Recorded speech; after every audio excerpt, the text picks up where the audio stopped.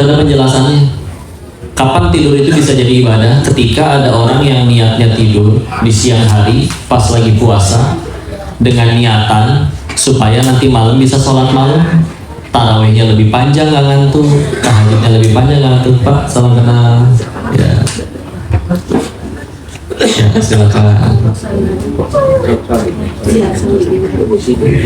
Siapa yang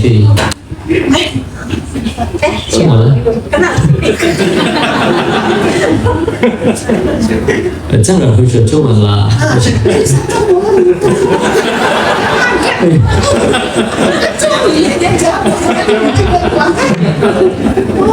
Aku kiranya hasil apa?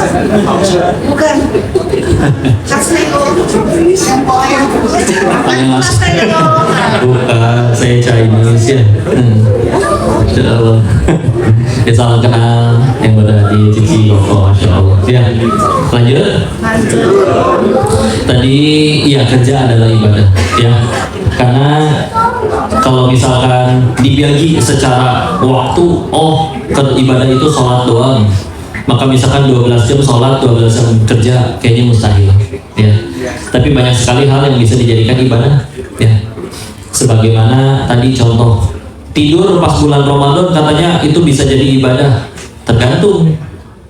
Ada orang yang niat tidurnya untuk supaya malamnya bisa sholat lebih panjang tanpa nguap-nguap ngantuk, maka betul tidurnya bisa jadi ibadah, bisa jadi pahala. Tapi kalau tidurnya males puasa, mendingan tidur, nanti bangun-bangun udah azan langsung makan, nah itu tidak jadi ibadah, ya gitu.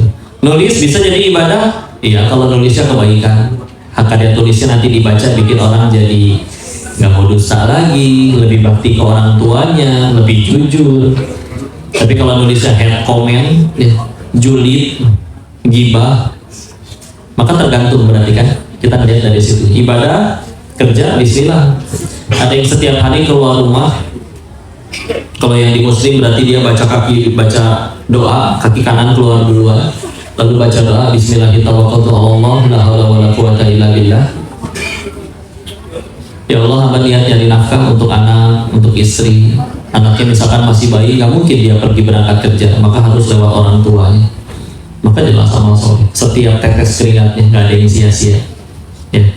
Karena setiap kali kajiannya ini dalam bentuk berupa di tempat kerja seperti ini, Koko biasanya pengen izin mengingatkan satu hal yang pasti dulu. Siapa sih yang paling beruntung yang kerja di sini? Apakah yang punyanya? Apakah yang jabatannya paling tingginya? Atau yang pemasukannya atau gajinya paling besar? Ternyata sesederhana yang paling beruntung yang kerja di sini adalah yang semenjak kesini dia tambah dekat sama Allah. Tambah dekat sama Allah itu menyeluruh, berarti ke orang tuanya tambah sopan, dosa makin gak berani, ya. Karena itu sepaket semuanya, ya. Dan itu berlaku untuk semua hal. Teman-teman mana yang paling baik? Bukan yang paling sering traktir, bukan yang semenjak kenal sama dia selalu belain kita, padahal jelas-jelas kitanya yang salah, ya. Tapi adalah teman yang semenjak kenal sama dia bikin kita banyak ingat sama Allah, ya. Mungkin dia gak selucu yang lain bercandaannya, tapi kalau ketemu sama dia tuh bikin ingat mati, nyiapin bekal buat hari yang pasti datang itu, ya. Akhirnya efek sampingnya bermacam, gak berani bohong, gak berani dusta. Sama kerjaan juga, bukan yang paling gede gaji dan fasilitasnya, tapi yang semenjak kerja di situ tambah banyak sujudnya kepada Allah. Itu yang izin saya yakini, ya. Karena ya nggak ada standar kebaikan selain mendekat kepada yang maha baik, ya. Makanya ketika akhirnya nanti orang tujuannya kan kalau kerja pengen kaya, pengen sukses, pengen dapat rezeki, iya betul, iya betul. Tapi rezeki itu bahkan kita bisa berani bilang, kalaupun misalkan nanti kita bikin kajian jadi kaya menurut tata cara Islam, ada, bisa, ya. Tapi kadang kita berani bilang betul bahwa para sahabat Nabi yang berhasil jadi kaya, nabi-nabi yang juga akhirnya jadi kaya, mereka jadi kayanya itu efek samping. Efek samping.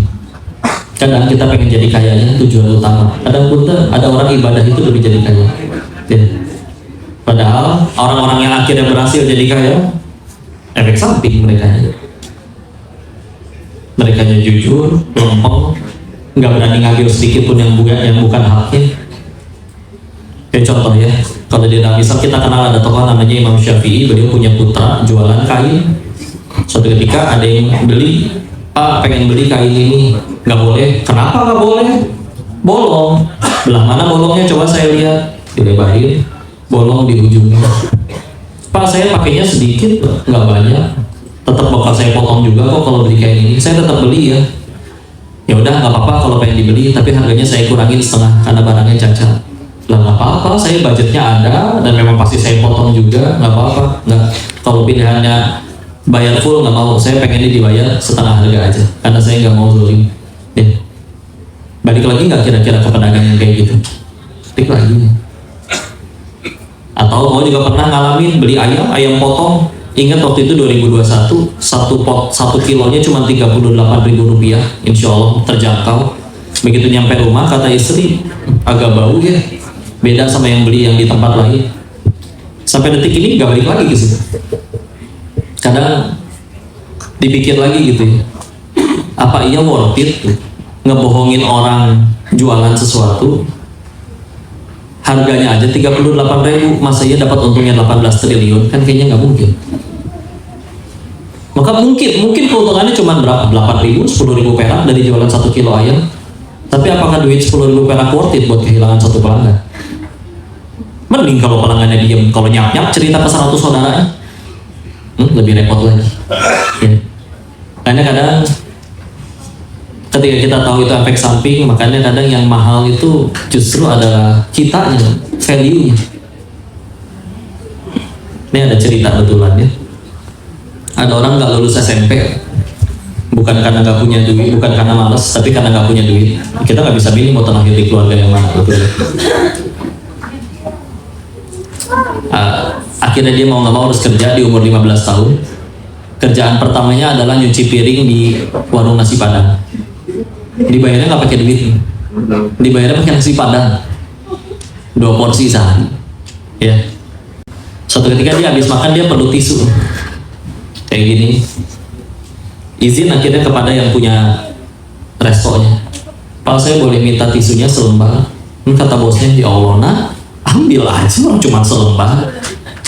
Nggak bisa gitu Pak, saya harus izin karena Bapak kan itu beli tisu buat pelanggan, ditaruhnya pun di meja pelanggan, sedangkan saya karyawan. Kalau saya mengambil 1 lembar tanpa izin Bapak, berarti saya ngambil bukan punya hak saya. Diam, yang bosnya diam, cuman ya Allah ada anak kayak begini ya, selembar kertas tisu pun kalau bukan haknya dia nggak mau ngambil. Tapi dia bodoh, bisa nggak sukses? Nah bodoh kalau nih tergantung. Kalau di bahasa Sunda ada istilah kayak gini, ada bodoh alewoh, ada bodoh katotoloyo. Nah karena kelihatan nggak ngerti, kita ganti pakai bahasa Inggris ya. Ada yang namanya ignorance, ada yang namanya stupidity. Ignorance dia bodoh, nggak ngerti. Tapi dia sadar dia bodoh, dia pengen belajar dan bisa diajarin. Stupidity udah mah bodoh, nganggap dirinya benar, nggak mau diajarin lagi. Ini lebih repot. Dia cuma ignorance, dia nggak tahu mesti apa. Ya nggak sekolah, gimana? Kalau pengen sekolah juga pengen sekolah, dia pengen. Tapi diajarin pelan-pelan bisa nyetir motor, akhirnya nggak cuma cuci piring, akhirnya nganterin pesanan. Masak juga bisa diajarin nggak? Pelan-pelan bisa masak. 8-10 tahun si bosnya akhirnya buka cabang yang baru, daripada nyari orang buat ngepalain dan nggak tahu ini orang jujur atau enggak, dia kenal seorang pemuda yang udah ikut dia 10 tahun tapi selembar tisu pun nggak berani nyolong. Masa iya sih nggak dikasih kesempatan? Di hari ini pemuda itu udah punya 8 restoran Padang sendiri. Iya sih ada yang dapat privilege, orang tuanya sanggup modalin dan kayak gimana, tapi kan yang bikin jadi mahal itu sebetulnya ya kamu tuh orang yang kayak gimana ya. Dan akan lebih mudah kalau misalkan tadi ya, tujuannya ya kalau dalam Islam tujuannya untuk Allah. Karena kalau tujuannya untuk makhluk, pengen dipuji nggak dipuji ngambek, pengen naik gaji nggak naik gaji, yang naik gaji malah teman kesal ya. Sedangkan kita tahu ya nanti berhasil jadi direktur atau enggak, bahkan berhasil punya perusahaan sendiri atau enggak, kita berakhir di satu ujung yang sama, yaitu mati. Pasti, nggak mungkin enggak. Kalau yang tidak percaya ada kehidupan lagi setelah mati, ya udah, paling dia cuma nyesel. Ya, kalau gitu gua bandel waktu masih hidup. Kalau ternyata ada kan repot. Toh secara nggak langsung dengan akhirnya kita hidup benar, lempeng, jujur, dan kayak tadi sepeser pun nggak punya, bukan haknya nggak mau ngambil. Kesempatan itu selalu ada. Masalahnya kita nggak punya kesiapan. Ada orang-orang sukses yang percaya sukses itu bukan cuma hoki, tapi adalah ketika kesempatan bertemu dengan kesiapan. Akan selalu ada kesempatan. Masalahnya kita siap gak ketika kesempatan itu datang. Ya. Bahkan hal-hal yang sederhana. Contoh, pernah ada suatu ketika waktu kau masih tinggal di Thailand ya, ada kantor pindahan, maka mau nggak mau seluruh karyawannya jual-jualin motornya secara cepat. Ada 3 motor, masing-masing dijual 10.000 baht, berarti sekitar 4 juta rupiah. Padahal kita tahu itu motor harganya dijual nggak mungkin dapat segitu. Masalahnya kita tahu ini dijual lagi pasti untung, kita punya nggak modal 30.000 baht buat bayarin itu motor. Tahu ini pasti untung, tapi akhirnya kan nggak punya modal, nggak jadi. Jatuhnya ke siapa? Ke orang yang siap. Dia punya tabungan 30.000 baht, nggak nyampe 2 minggu, 3 motor itu dijual masing-masing 15.000 baht, berarti 45.000 baht. Ada keuntungan bersih 15.000 kali 400 kurs waktu itu 6 juta, nggak ngapa-ngapain. Coba nggak punya kesiapan. Nah kayak udah, yuk Bismillah. Ada yang paling mahal, yaitu tadi kitanya sendiri. Iya. Makanya kok ada yang bilang kok kan kalau bohong tuh enak kok. Nyuri misalkan ada orang lupa naruh handphonenya, ditaruh, diambil, dijual. Tergantung handphonenya, begitu dijual ternyata laku misalkan harganya 4 juta. Kita tahu sekarang CCTV ada di mana, atau naudzubillah ada yang jadi saksi. Cukup untuk membuat dirinya dipecat. Kan bisa ngelamar kerja lagi. Loh, bisa jadi para bos sudah saling komunikasi. Kalau orang ini ngelamar di tempat kerja kamu jangan diterima ya. Dulu di tempat kami nyolong. Akhirnya nganggur setahun. Pertanyaannya, cukup duit 4 juta buat hidup setahun? Enggak. Tapi coba jujur, dia lempeng. Punya skill lagi. Oh ini yang lebih mahal. Udah mau orang yang benar-benar tadi, jujur, lurus, amanah, punya skill. Tahu sendiri orang kaya kalau udah cocok. Gue harus buka cabang nih di Taiwan. Lu dong yang kerjain, gue gak punya modal buat PT-PT. Gak apa-apa asal lu yang kerjain, keuntungan 50-50 modal 100% dari gue. Kan gitu. Punten ya, makin besar kan makin perlu orang lain. Gak mungkin seorang bos besar dia ngurus 100 cabang se-Indonesia tiap hari keliling cabang. Gak mungkin, gak bisa teleport juga. Maka dia cari orang yang bisa dipercaya. Begitu dapat ini orang, ya pasti bismillah. Orang tuh ngelamar kerja misalkan, kok saya mau kerja di sini dong, tapi saya minta gaji 50 juta ya. Eits, bukan per bulan, per minggu. Apa langsung diusir? Enggak, kan pasti ditanya dulu. Lu bisa apa bos? Ya. Ketika dijawab, saya bisa begini. Contoh, dia bisa bikin sesuatu yang orang lain gak sanggup. Nggak mungkin gak dibayar. Kau kenal seorang fotografer, seumur hidup gak pernah ngelamar kerja. Yang dia tahu dia hobi, dia pelajari, dia ikut seminarnya, dia beli bukunya, dia tontonin YouTube-nya, sampai akhirnya dia bisa moto dan bikin video yang orang lain gak bisa bikin seperti itu. Suatu ketika ada yang pengen nikah. Pak, saya pengen nikahnya difoto sama bapak. Kapan mbak? Insya Allah bulan depan. Aduh, jadwal penuh lagi 3 bulan lagi. Gimana ya? Ya udah saya nikahnya 4 bulan lagi aja pak. Yang penting bapak yang moto. Untung cuma ganti jadwal, gak ganti calon gitu. Tahu sendiri kan orang kalau udah cocok kayak gimana. Ini tahun lalu ya, pernah ngeliat video di TikTok job fair di Bekasi. Penuhnya luar biasa, orang sampai dorong-dorongan sampai masuk ke selokan jatuh. Itu dia belum tentu dapat kerjaan. Sedangkan ada orang-orang yang dia punya sesuatu yang orang lain gak punya, didatengin, Pak, saya pengen bapak yang kerjain. Minta berapa, saya bayar. Yang penting bapak yang kerjain. Yang mahal dirinya. Tapi kadang berusaha, oh, kita pengen naik kelas kok, wajar dong kita beli barang mahal biar naik kelas. Boleh sih, betul juga. Cuman masalahnya puntennya, kalau ada orang yang dia sudah betulan punya skillnya jadi manfaat, orang rebutan pengen dapat kebaikan dari dia, orang udah mengenal dia siapa, dia punya skill orang lain nggak punya. Punten, suatu ketika dia pakai jam tangan beli di TikTok Shop 89.000, nggak ada yang percaya itu harganya segitu. Serius? Masa mau sebuah jamnya 89.000, 10 juta itu minimal di tangannya. Padahal betulan 89.000. Tapi ditukar, misalkan ada orang yang kerja paling lama sebulan pecat, kemana-mana ninggalin utang, sekarang juga nganggur, dan nggak bisa dipegang omongannya, selalu bohong. Tahu-tahu dia pakai handphone harganya 25.700.000 warna oranye. Spesifik banget.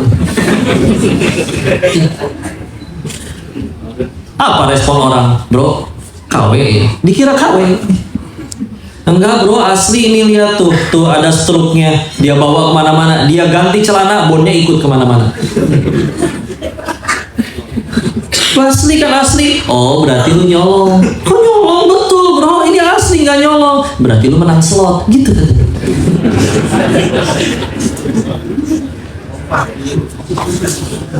Gimana orangnya? Serius, gimana orangnya?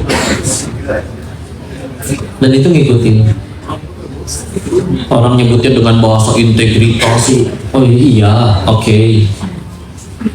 Tapi sekali lagi yang mahal kitanya, misil. Nggak mungkin nggak datang kesempatan itu. Kabar baiknya iya, ada sih yang pun tanya orang jujur, baik, amanah. Tapi seumur hidup nggak jadi konglomerat, ada. Makanya itulah kita percaya kalau di dalam Islam ya kita tahu ada afterlife itu. Ya. Karena memang aslinya kita bukan di tempat tinggal sih, ini di tempat meninggal. Kalau mulai biasakan kalau ada yang bertanya, tolong perkenalkan siapa diri kamu. Usahakan kita menjawab, saya seorang hamba yang lagi nunggu mati, sambil nyiapin bekal buat hari kematiannya, sambil berusaha jadi anak yang baik bagi orang tuanya, jadi suami atau istri yang baik bagi pasangannya, jadi orang tua yang baik bagi anak-anaknya. Karena kalau nggak, kemarin tahu nggak kasus yang penyiraman air keras? Kan mikir ya saya teh, dapat duit berapa ya kira-kira itu orang nyiram muka orang kayak begitu? Kayaknya nggak dapat 18 tema. Enggak, kayaknya yang nyuruh juga nggak punya duit segitu gitu. Ya, nggak cukup gitu duitnya untuk sampai bisa beli tiket selamat dari pengadilan Allah. Kadang pun tanya orang-orang yang sampai disuruh ngelakuin kegiatan yang keji gitu, kalau mau jujur tiap hari masih mikirin besok makan apa, dapat duit juga nggak bisa ngelola kekayaan, akhirnya paling jadi barangnya akhirnya suatu saat nggak punya duit, akhirnya dijual murah, nggak punya ilmunya. Jadi kaya tuh perlu ilmu ya, perlu ilmu. Terus yang nyuruhnya lah misalkan, anggaplah dia bilang, yes gue berhasil nyingkirin semua orang yang menghalangi urusan gue, akhirnya gue bisa berkuasa. Masalahnya iya nih berhasil, ada gitu umurnya sampai 1000 tahun lagi. Kan asal lucu ketika berhasil nyingkirin orang yang gak sepakat, malamnya dia mati.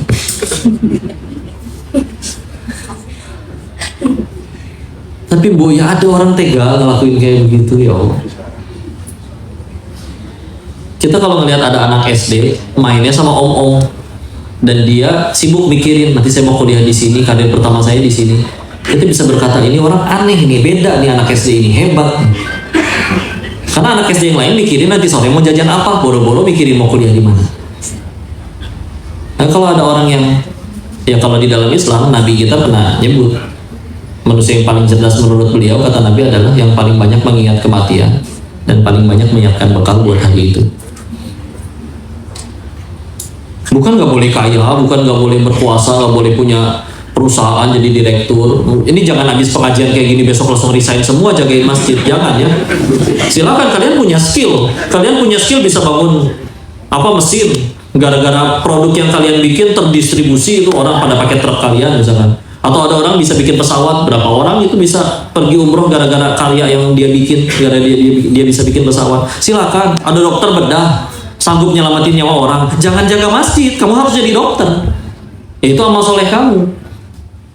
Kok kalau saya baca Quran selalu ngantuk, semangatnya ngapain dong? Semangatnya kalau dagang, selamat dagang, silakan. Karena bisa jadi kamu dagang, kamu bisa ngasihin duit yang bisa bangun masjid, yang belum tentu bisa dibangun sama orang yang puluhan tahun ngajar ngaji. Cek lihat. Maka Ini bukan berarti beres dari situ udah semua, tapi ngeliatnya kayak gini lah. Kau kasih analogi ya, rumah kita di ujung jalan. Buat pulang ke rumah itu harus naik jembatan. Cuman satu jalannya, nggak ada jalan lain, cuman jembatan itu.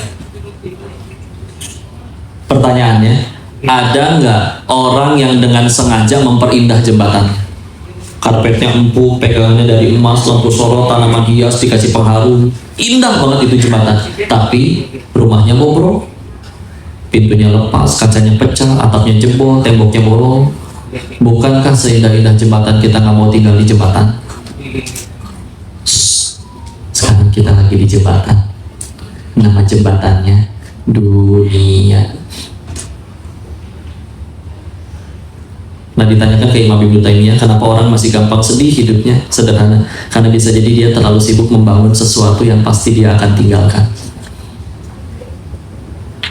Bukan nggak boleh, buat nyampe ke rumah itu tetap harus perlu jembatan itu kan?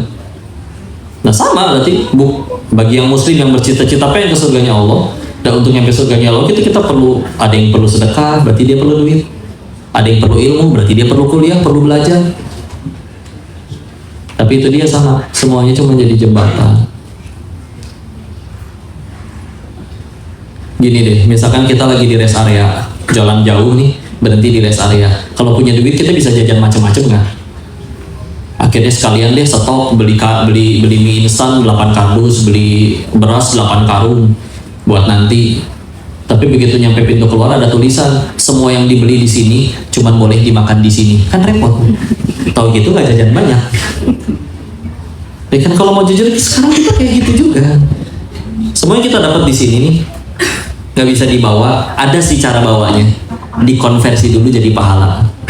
Ini duit nih, kita punya 8T misalkan. Ya. Pengen jadi duit kita diselamati, konversi dulu jadi pahala, jadi kebaikan, modalin orang, bantuin orang, bangun party, bantuin orang yang kesulitan. Dikonversi dulu jadi pahala. Kalau nggak sempat ya udah itu dia. Makanya kan berarti kan aset kita yang paling berharga buat nyiapin hari yang pasti datang itu, yang orang nyebutnya mati lah, meninggal lah, apa. Dan kalau mau jujur aset yang paling berharga itu cuma satu asli, waktu. Yang bisa dikonversi, waktu.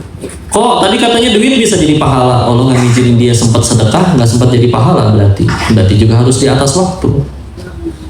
Kok ilmu dia bisa ngajar orang yang dia ajar akhirnya jadi bisa nafkahin anak istrinya, kan jadi kebaikan. Kalau dia tidak diberi waktu oleh Allah buat sempat ngajar, dan sempat jadi pahala juga.